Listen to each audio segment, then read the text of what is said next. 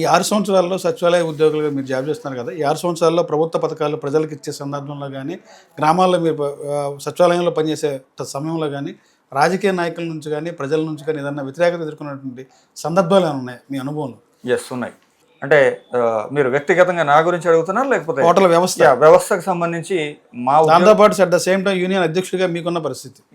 దానికి విషయం ఏంటంటే, సాధారణంగా ఏ ప్రభుత్వ ఉద్యోగి ప్రజలతో సంబంధం ఉన్నటువంటి పనుల్లో పనిచేస్తున్నటువంటి వాళ్ళు, అది ఎవరైనా కావచ్చు, వారికి ప్రజల నుంచి కొన్ని సందర్భాల్లో వ్యతిరేకత వస్తుంది. అంటే కొన్ని ఇబ్బందులు ఎదుర్కొంటాం.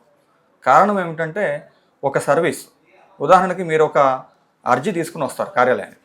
నాకు అర్హత ఉంది, వేరే వారికి వస్తుంది ఆ పథకం, నాకు కూడా కావాలని చెప్పి వస్తారు. బట్ వాస్తవంగా చూసిన పరిస్థితిలో మీకు అర్హత లేకపోయినా కూడా వేరే వారికి ఆ పథకం వర్తిస్తుంది కాబట్టి మీరు కావాలని వచ్చినప్పుడు అది బలవంతంగా మా మీద మీరు కావాలని ఇవ్వట్లేదనేటువంటి పరిస్థితులు రావటం, రాజకీయ ఒత్తిళ్ళు, కొన్ని చోట్ల కొంతమందికి సంబంధించి అంటే గ్రామ స్థాయిలో సాధారణంగా ఉన్నటువంటి రాజకీయాల వల్ల ఫలానా వ్యక్తికి ఫలానా పని చేయొద్దని, ఫలానా వ్యక్తికి పథకం రాకూడదని చెప్పి రాజకీయ నేతలు గతంలో నుంచి ఇది 6 ఏళ్లలో మేము ఇటువంటి పరిస్థితులు ఎదుర్కొంటూనే ఉన్నాం. అలాంటి పరిస్థితులు కొన్నిసార్లు జరిగాయి. అంటే ఈ క్రమంలో మా తరపు నుంచి మీరు సంఘం పరంగా అడిగినటువంటి వ్యక్తిగతంగా మరో అంశం కాబట్టి, ఉద్యోగుల పరంగా అయితే ఇలాంటి ఇబ్బందులు ఎదుర్కొన్నాం. రెండో అంశంగా దీంట్లోనే ఉన్నటువంటి విషయాలు ఏంటంటే, ఉదాహరణకు మీడియా కావచ్చు, లేకపోతే సమాజం కావచ్చు, ఇంకా కొంతమంది రచ్చబండల మీద కొన్ని చర్చలు జరుగుతూ ఉంటే మీకు తెలిసిన విషయం. గ్రామీణ ప్రాంతాలు ఆ క్రమంలో ఏంటంటే, అంటే నేను ఈ పదం వాడటం సమంజసం కాదో తెలియదు కానీ, కొంతమంది కేవలం వారు చేయవలసినటువంటి పని, వారికి అవసరమైనటువంటి విషయాలు కాకుండా అనవసర విషయాల మీద దృష్టి పెడతా ఉంటారు. సచివాలయంలో ఉండాల్సినటువంటి ఉద్యోగులు ఒకేసారి సర్వేకి వెళ్ళినప్పుడు, అంటే క్షేత్రస్థాయిలో ఫీల్డ్ విధులకు వెళ్ళిన క్రమంలో వాంటెడ్గా ఫోటోలు తీయటం, అంటే ఆ సచివాలయాల్లో ఖాళీ కుర్చీలు చూపించడం, ఇంకొక రకంగా ఉద్యోగులను ఇబ్బందికి గురి చేసేలాగా ప్రవర్తించడం, ఇలాంటి పరిస్థితుల్లో బ్లాక్మెయిల్కి గురి చేయడం, ఇలాంటివి చేయడం వల్ల కూడా ఉద్యోగుల మనోభావాలు దెబ్బతింటూ ఉన్నాయి. సో ఇలాంటి క్రమంలో మేము ప్రజల నుంచి ఇబ్బందులు పడుతున్నటువంటి అంశాలు. అయితే అట్ ద సేమ్ టైం మీరు సంఘం పరంగా మాట్లాడేటువంటి అంశానికి ఎవరైతే అర్జీదారుడు వస్తారో అత్యంత పారదర్శకంగా ప్రభుత్వం ఏదైతే రాష్ట్ర ప్రభుత్వం కోరుకుంటా ఉందో అవినీతి రహిత సమాజం కోసం మేము దానికోసం కట్టుబడి పనిచేస్తూ ఉన్నాం. సచివాలయ ఉద్యోగులు, యువ ఉద్యోగులు అందరూ కూడా, అంటే దీంట్లో 18 సంవత్సరాలకి జస్ట్ కంప్లీట్ అయ్యి ఉద్యోగంలోకి వచ్చిన వాళ్ళు ఉన్నారు, 47 సంవత్సరాల వాళ్ళు కూడా ఆ రోజు ఉద్యోగం పొందిన వాళ్ళు ఉన్నారు. ఈ క్రమంలో దీన్ని బేరీజ్ వేసుకొని ఇన్ని వివిధ రకాల శాఖలు మొత్తం సమన్వయం చేసుకుంటూ గ్రామ వార్డు సచివాలయాల శాఖగా పనిచేస్తున్న క్రమంలో మా ఉద్యోగులకి వచ్చినటువంటి ప్రజలతో సఖ్యతగా మాట్లాడాలని, వారితో ఏదైతే వచ్చిన సమస్య ఉందో దాన్ని సామరస్యంగా పరిష్కరించడానికి ఉన్నటువంటి మార్గాలు పరిశీలించాలని, చేయలేని పక్షంలో దానికి ఉన్న కారణాలు వివరించి పంపించాలనేటువంటి అంశాన్ని మా ద్వారా, మా సంఘం ద్వారా మా సహచర ఉద్యోగులు తెలియజేసే ప్రయత్నాన్ని కొనసాగిస్తాం. గ్రామ వార్డు సచివాలయాలు పేరుకే ఉన్నాయి. ఇప్పుడు ఈ గవర్నమెంట్ మారిన తర్వాత ఎలాంటి పనులు అయితే అవ్వట్లేదు, సర్వీసులు అయితే లేదు. ఎక్కడికి ఏదైనా ఆఫీస్కి వెళ్తే, సచివాలయానికి వెళ్తే ఈ సేవకి వెళ్ళండి, ఎంఆర్ ఆఫీస్కి వెళ్ళండి అనేది కొంత ఆరోపణలు ఉన్నాయి. దాని క్లారిటీ ఏం చెప్తారు? అయితే ఈ విషయం మీద సర్వీసులు లేవు, మీ సేవకి వెళ్ళండి, ఎంఆర్ఓ ఆఫీస్కి వెళ్ళమని చెప్పి మా దగ్గరకు వచ్చిన ప్రజలు మేము చెప్పం. ఒకవేళ వాళ్ళు కోరుకుంటున్నటువంటి పని ఏదైతే ఉందో అది తహసీల్దార్ గారితో అయి ఉంటే, లేకపోతే మండల స్థాయి అధికారితో వారు ఏదైనా పని కోరుకుంటే ఆ పక్షంలో మాత్రమే అక్కడికి వెళ్ళవలసిన పరిస్థితి ఏర్పడితే అక్కడికి వెళ్తారు.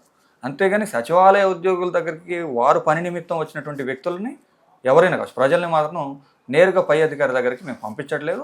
అటువంటి తిరస్కరించేటువంటి పరిస్థితి సచివాలయ ఉద్యోగులు 90 నుంచి 95% లేదు. ఇంకేదన్నా 1-2 చోట్ల పొరపాటు జరిగి ఉండొచ్చు. ప్రతి ప్రభుత్వ ఉద్యోగి కూడా ఇది ఇలాగే ఉండాలని చెప్తే అది జరగని వ్యవస్థలో లోపాలు ఉంటాయి. 1 or 2% ఎర్రర్ అనేది సహజం. అలాగే మా దగ్గర కూడా ఉంది. రెండో విషయం, సర్వీసులు లేవు, పనిచేయట్లేదంటే ప్రభుత్వం దాదాపుగా 24 రకాల సర్వేలు ఈ 17-16 మాసాల్లో, ఈ 16 మాసాల సమయంలో మేము అన్ని సర్వేలు చేసాం. మీకు కావాల్సిన ప్రజల దగ్గర నుంచి సేకరించాల్సిన ప్రతి డేటా కూడా ప్రతి గ్రామ వార్డు సచివాలయ ఉద్యోగే సేకరించి ఇచ్చాడు.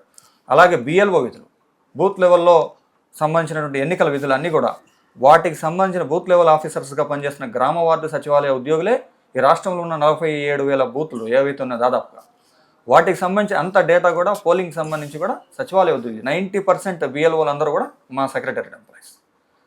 అదే రకంగా పని లేదు, మేము చేయలేదు, అక్కడ ఏమి చెప్పట్లేదంటే ఆ ఉన్నటువంటి పని చేస్తున్నాం. తర్వాత ట్యాక్స్ కలెక్షన్ చేయాలి, ట్యాక్స్ కలెక్షన్ ఫీల్డ్కి వెళ్తాం, ఫీల్డ్కి వెళ్ళినప్పుడు ఇక్కడ లేరు. తర్వాత శానిటేషన్కి వెళ్ళాలి, శానిటేషన్కి వెళ్ళినప్పుడు ఇక్కడ ఎలా ఉంటారు? పని లేకపోవడం ఏంటి, పని లేకుండా ఖాళీగా ఎలా కూర్చుంటారు. తర్వాత ట్యాక్స్ కలెక్షన్ సంబంధించిన రివ్యూస్ ఉంటాయి.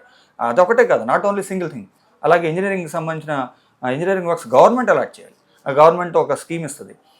ఏదైతే పేదలకు సంబంధించిన ఇళ్ళు ఉంటాయో, లేకపోతే డ్రైనేజీలు ఉంటాయో, రోడ్లు ఉంటాయో, వీటికి సంబంధించి. తర్వాత వెల్ఫేర్ సెక్రటరీ, వెల్ఫేర్కి సంబంధించిన స్కీమ్స్ వెరిఫికేషన్, వాటికి సంబంధించిన ఇటీవల వచ్చినటువంటి ఆటో డ్రైవర్లకు సేవలో పథకం కావచ్చు, అంతకుముందు వచ్చినటువంటి తల్లికి వందనం కావచ్చు, ఈ పథకాలు కూడా ఇప్పుడు వచ్చిన ఈ ప్రభుత్వంలో అంటే ఈ 16 మాసాల్లో వచ్చినటువంటి ఈ పథకాలను కూడా పూర్తిగా అమలు చేయటంలో పూర్తి స్థాయి క్షేత్రస్థాయి బాధ్యత గ్రామ వార్డు సచివాలయ ఉద్యోగులు 100కి 100 పళ్ళు అమలు పరుస్తున్నారనేటువంటి విషయం. అలాగే పెన్షన్ పంపిణీ, 1వ తేదీన పెన్షన్ పంపిణీలో ఈ రాష్ట్రంలో చరిత్రలో మీరు ఉదయాన్నే వెళ్ళి మధ్యాహ్నం కల్లా 90% దాటి మీరు ఎప్పుడు చూసినా కూడా అంటే ఈ సచివాలయ వ్యవస్థ వచ్చిన తర్వాత గతంలో ఈ 6 ఏళ్ల పరిస్థితులు అంటే గతంలో మేము ఇచ్చేవాళ్ళం కాదు, ఇప్పుడు ఈ 16 మాసాలుగా సచివాలయ ఉద్యోగులు ఈ పెన్షన్ పంపిణీ చేస్తున్నారు.